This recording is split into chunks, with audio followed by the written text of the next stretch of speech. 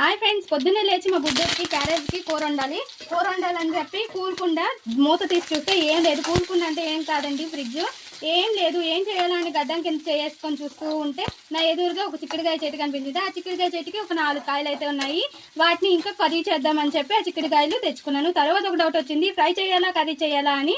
ఇంకా ఏమి కాదని చెప్పి మా ఆయన నెత్తి మీద ఒక 2 వేసి ఇంకా కూర చేద్దామని చెప్పి చూడండి ఈ పొడుగు చిక్కుడు కర్రీ చేస్తున్నాను. ఫస్ట్ అయితే స్టవ్ పైన ప్యాన్ పెట్టేసుకొని ఆయిల్ వేసుకుని పోపులన్నీ వేసుకుని ఉల్లిపాయ ముక్కలు వేసుకుని ఉల్లిపాయలు బాగా ఫ్రై అవ్వాలి.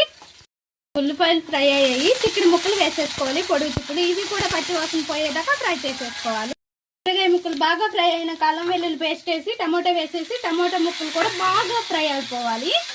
ఉండేవాడికి బోడిగుండు చేసినట్టు టమోటా పైన ఉన్న స్కిన్ అంతా ఊడిపోయేదాకా ఇలా ఫ్రై చేసుకున్నాక ఉప్పు కారాలన్నీ వేసేసి వాటర్ వేసి ఉడకబెట్టుకోవడమే. మన బుడ్డోడు గోల్ లేకుండా మన పొడుగు చిక్కుడుకాయ curry ready. Please friends subscribe చేసుకోండి.